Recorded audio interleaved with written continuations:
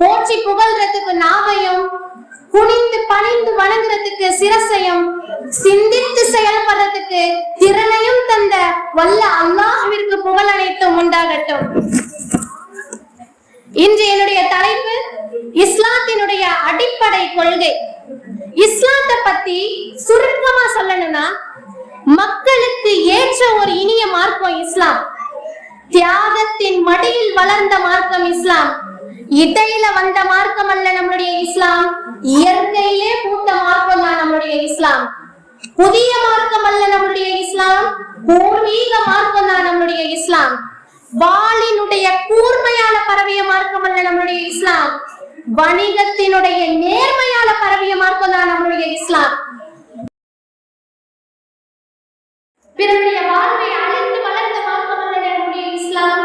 தன்னுடைய வாழ்வை கொடுத்து உயர்ந்த மார்க்கம் தான் நம்முடைய இஸ்லாம். அப்படிப்பட்ட இஸ்லாத்தினுடைய அடிப்படை கொள்கை என்பது ஈமான் கொள்ளுதல். அதாவது லா இலாஹ இல்லல்லாஹ் முஹம்மது ரசூலுல்லாஹ் ஈமான் கொண்டு இஸ்லாத்துல முழுமையா நுழையணும். அல்லாஹ் தஆலா சூரா பக்ரால 207வது வசனத்துல கூறியிருக்கிறான், யா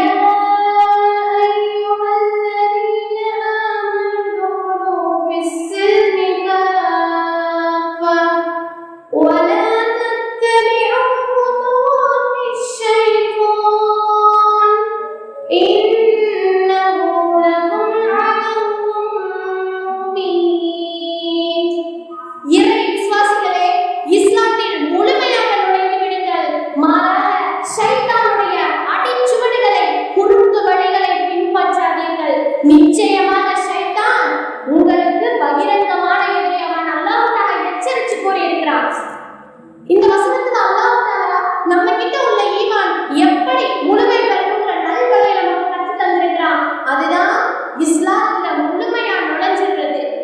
அப்படி இல்லாம வாய் மூலம் மட்டும் நான் கலிமாவை சொல்றேன்னு சொல்லிட்டு அந்த கலிமால சொல்லி இருக்கிற விஷயத்தை விட்டுட்டு நாம கடைபிடிக்காம ஆத்துல ஒரு கால் சேத்துல ஒரு கால் இருந்தோம்னா நம்முடைய ஈமான் நிச்சயமாக சுவனம் சேர்க்கின்ற ஈமானாக இருக்காது. நம்முடைய நாவால தூய கலிமாவை எப்படி சொல்றோமோ அது போல நம்முடைய அங்க அசைவு அனைத்திலுமே அந்த கலிமாவுடைய பொருள் தென்படணும். இப்படி இல்லாம நம்முடைய வாழ்க்கை கலிமாவுக்கு சம்பந்தமே இல்லாம ஆகிறது. நம்முடைய துர்பாக்கியம், நம்முடைய கஷ்டம்.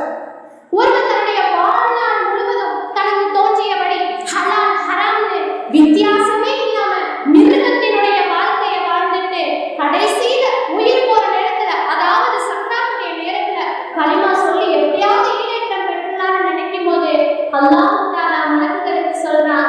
குர்ஆன்ல முஃமினூன் சூரால 100வது வசனத்துல, கல்லா இன்னஹா கலிமத்துன் கவாயிலுஹா, விஷயம் அவ்வாறல்ல, நம்பாதீர்கள், இச்சமயத்திலே அவன் மொழிந்த கலிமாவாகிறது அர்த்தமே இல்லாத வெற்று சொல்லை தவிர வேறு இல்லை அல்லாஹ் தஆலா சொல்லியிருக்கிறான். அப்படி அல்லாஹ் தஆலா சொல்வதன் மூலம் அவனுடைய கோபத்தை பெற்றவனாக அந்த மனிதன் மரணிக்கிறான். ஒரு மனிதனை ஈமான் விட்டு செல்வதற்கும் ஒரு மனிதனுக்கு ஈமான் வராமலே போறதற்கும் காரணம் அவனுடைய ஆசை. சிலருக்கு பதவி மேல ஆசை, சிலருக்கு செல்வத்தின் மீது ஆசை, சிலருக்கு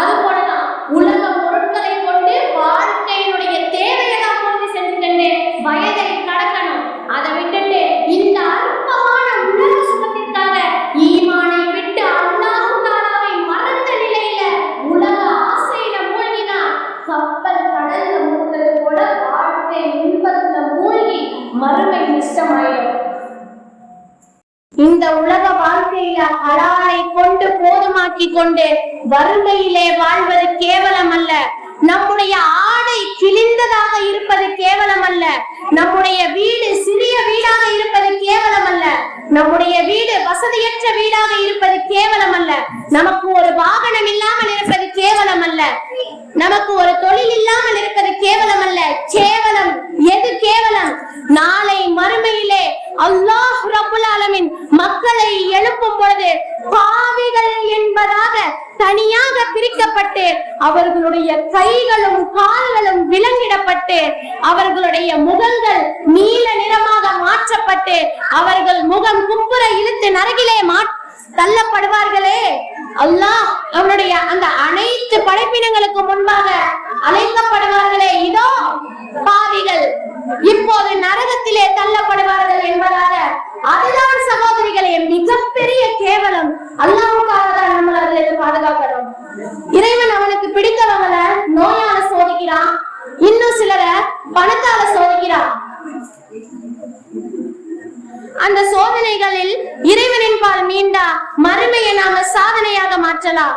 இன்ஷா அல்லாஹ் இந்த உலகத்தின் அனைத்து சோதனைகளிலும் வெற்றி பெற்று மறுமையில் கேவலம் அடையாமல் இருப்பதற்கு அல்லாஹ் நம் அனைவருக்கும் துணை புரிவானாக. ஈமானுங்கிறது விமான பயணம் மாதிரி. நீங்க எந்த அளவு உயர்றீங்களோ அந்த அளவு இந்த உலகம் உங்களுக்கு ரொம்ப சிறியதாக தெரியும்.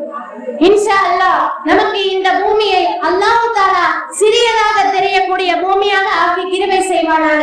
ஆமீன் ஆமீன் யா ரப்பல் ஆலமீன். அஸ்ஸலாமு அலைக்கும் வரஹ்மத்துல்லாஹி வ பரகாத்துஹு.